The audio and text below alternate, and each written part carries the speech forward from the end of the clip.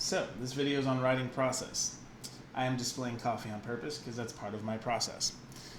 More to the point, writing process is a core foundational part of any course on writing that has to do with actually you learning to actually produce your own words, or it should be if it's not. At the college that I teach at CGC, it is built into the course description for English 101 and English 102. It is central. It isn't just a single component. It is the whole thing. Is the understanding writing as a process. So let's talk a little bit about that. It should be noted that if you that there are people who have talked about their writing process, and sometimes if you're a new writer, one of the first things you do, just like with anything else, if you're learning to be an engineer, you go ask engineers. If you're learning to be writers, you go ask writers. Sometimes new writers will go and they'll stumble across all these award-winning writers' books about writing and what their process is and what their recommendations are. And I'm not going to negate any of those necessarily, because apparently those have worked for those writers. But there are things that are shown to make writing more effective and less stressful. And so if you are not abnormal and abnormally successful, most people who are abnormally successful have other things that compensate with their writing. So traditional looks at process. You could go and look. Brandon Sanderson, who is an amazing writer, talks about. He's got his videos online for some of his stuff, and he talks about being a gardener or an architect versus a pantser, like writing by the seat of your pants kind of thing. Stephen King's more of a discover as you go, and he doesn't believe in journals. And it really depends on how much information you like keeping in your head.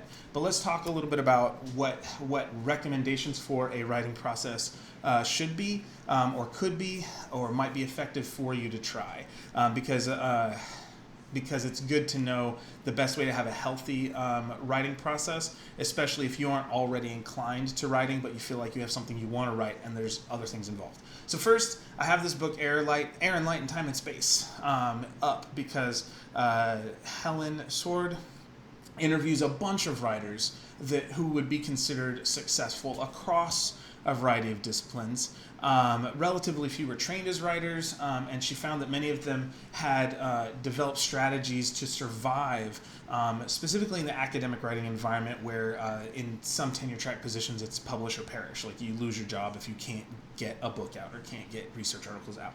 So, she goes through and interviews people, and they've basically had to hodgepodge together what works for them.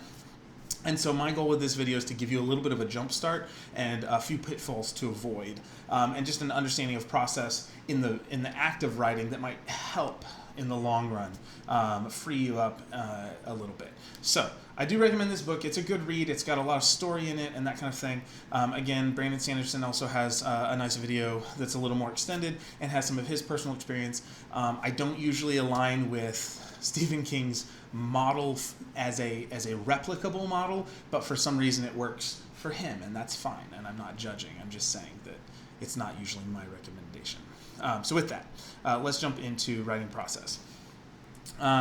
So with writing process, first, the traditional way most people approach a piece of writing, the way that kind of gets ingrained into us, partially because of timed writing tests in high school and that sort of thing, is this linear model of the writing process. That you start at the beginning, you write the beginning, then you write the middle, then you write the end. And actually, that's not even this version of a linear model. That's just writing beginning to end, writing as it comes into mind, and then at the end of it all, once you've got it written, maybe you go up and do some editing. So that's not even the actual linear model I have here. That's just kind of what we're trained to, that I write the introduction, then I write the body, then I write the end. That is how readers read your writing. It is not how writers have to write. You can write things in a variety of ways. You could write the conclusion first and then go back and fill in the body paragraphs, and then go back and fill in the introduction with its fancy attention grabber. And in this instance, I'm specifically thinking of academic writing because that's primarily what I teach. But it's also something to consider if you're writing a short story or a novel, that you can write whatever piece excites you in the moment as long as you're maintaining momentum. And we'll get to that in a minute. So don't fall into the trap of, I have to write the beginning, then the middle, then the end of whatever it is, fiction or nonfiction, academic essay or narrative of some kind. You do not have to write the way the reader reads, as long as by the end of your process, it is a piece, a product by the end that your readers can track with, can follow along with. And there's a lot in between beginning and end of a writing process. Okay, so linear model. The traditional linear model says, as you come up with an idea, you brainstorm, you maybe do a variety of pre-writing techniques that could be analytical techniques. So maybe you fishbone diagram what you're trying to write about. Maybe you do a root cause analysis. Maybe you do stakeholder analysis, trying to wrap your head around either who the characters are in a fictional piece or who the stakeholders are in some sort of op-ed or some sort of article or argument essay you're writing. Who are the key researchers? And you try and put them in conversation or something. So you map it all out. You do a Venn diagram.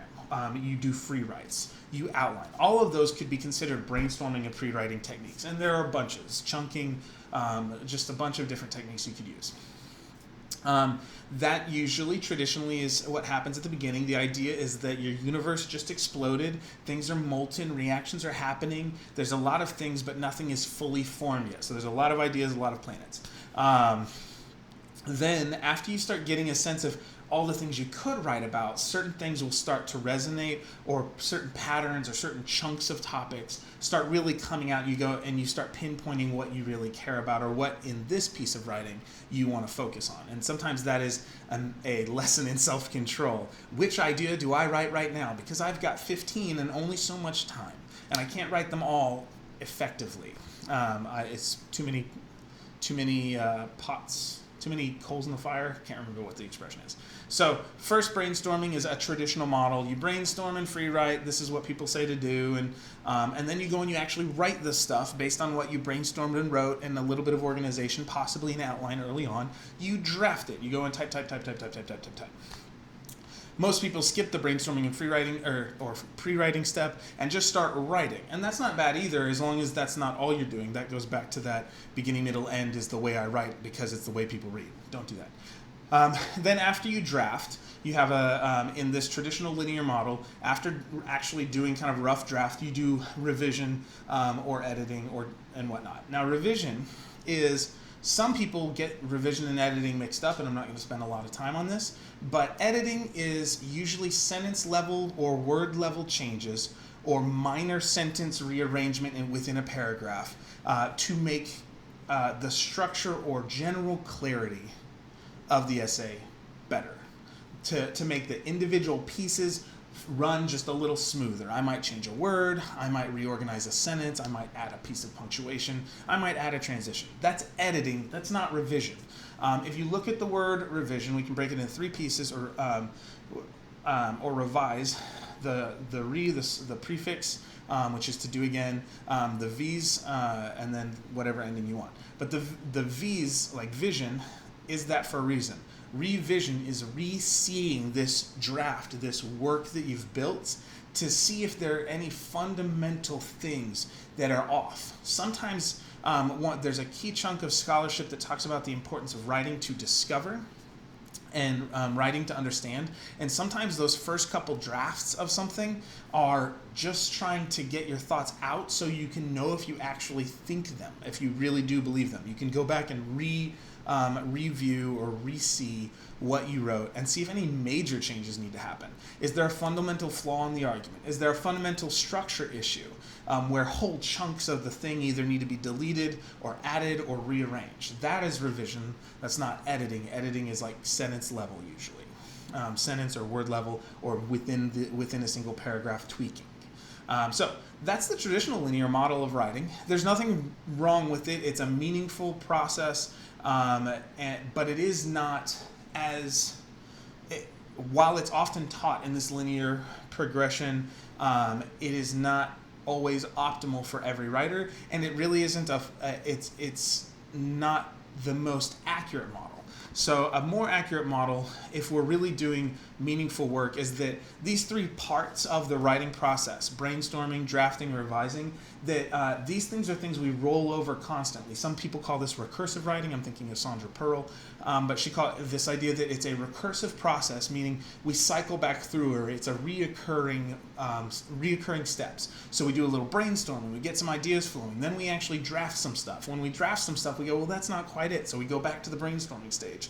Maybe about halfway through the whole process, we decide to do an outline in the middle instead of at the beginning, and that gives us a sense of structure now that we've figured out what our purpose is. And then we go and so it's this cyclical process that where each of these pieces are kind of happening in a slightly messier way. And so then we get this more open model of the writing process. It's not a clean line from beginning to end. It is this back and forth and up and down. Now, a more accurate open model would actually look something like this, where it is extremely messy. It is much more chaotic, much more flexible though, and it always leaves room for improvement. You know that you could write a piece, and you could continue revising, continue editing, continue drafting, continue brainstorming, and the piece could just grow and grow and grow, or get more and more and more fine-tuned. But it's okay. The reason I show you this is to say it's okay if the process is messy. What we want is a healthy writer who has a healthy process that leads to a healthy product or an effective product. A lot of times writers are, that come into my classes or that I engage with, they usually just go, the deadline's coming, I need to write something so I don't fail, or so that I just have to get this out.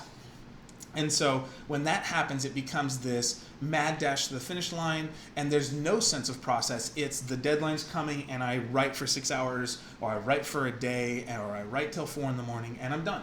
And so we want to think about the writing process as organic, as flexible, yes, a little chaotic, but by being purposeful and planning steps out, we can give ourselves time to notice things in a deeper and more effective way. So again, we want a healthy writer with an effective process that leads to the most effective product in the end, when speaking of product as that final essay. The process along the way, no reader cares about. We don't have to talk about, at least not, they just want the text. We don't have to talk about the things we tried to discover or the way we wrote unless it's a reflective essay, or that's explicit in the genre you're writing. But most of the time, you don't have to tell all the backstory of how you discovered things unless it's systematically built in. You just need to write the thing. And so whatever that process looked like, it can be messy, it can be chaotic, it can be flexible, but it should be done over a period of time. If you really want to give your brain the time to process what you've done and come up with meaningful strategies about what should or could or might change by the end. Again, the reader is just going to look at what you give them. If you write a 5-page paper, your reader doesn't know whether it took you 10 hours or 10 months to write that 5-page paper. But they will be able to tell if you were purposeful 10 months ago and started planning and pre-writing and thinking and drafting and revising and editing. That doesn't mean you want to spend 10 months on a 5-page paper unless it is a very important 5-page paper, college entrance exam, something along those lines, a job letter, though they're not usually even that long. Depends on the genre. But your reader just looks at what it is, and either this piece, standalone, is effective or ineffective. However, some writers are very effective in 10 hours, but that doesn't mean they wouldn't be more effective in 10 days or 10 months. And so a lot of us, if we have if we've internalized a lot of healthy writing practices or good revision practices on the fly, or we're just really good verbal processors, we can start relying on that a little too much, and where we're being pushed by deadlines. So don't do that. So there are a variety of ways you can write, but if you want to be a healthy writer who doesn't end up hating writing and who doesn't want to get to the end and be this giant stress monkey at the end when you turn something in, then give yourself time. You can do the difference between a master of something and a novice in this case is people who have mastered the craft of writing might be able to do all the same things a novice can do, but maybe faster and maybe with a cleaner process.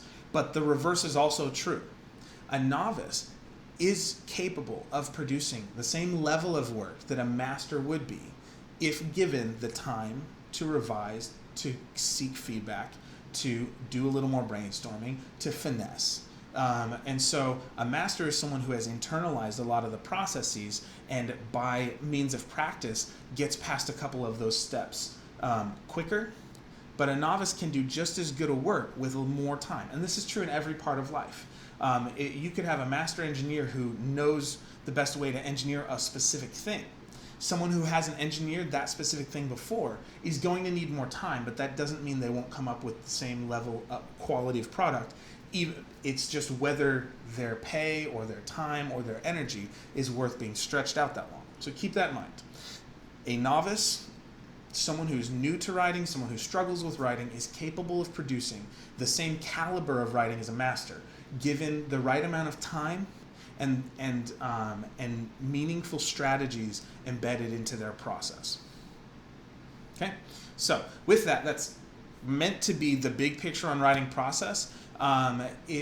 Some of the best suggestions I've heard about writing process is make it a consistent thing. Obviously, your writing process is going to change whether you have a family, whether you have friends, whether you live alone, whether you're in your kitchen and that's your workspace, or whether you have a home office or a work office, whether you're working at the dining room table or on the couch on a TV tray. All of these things I've done. Whether you're holding a baby and typing with one hand, which is how I got my bachelor's, these things happen.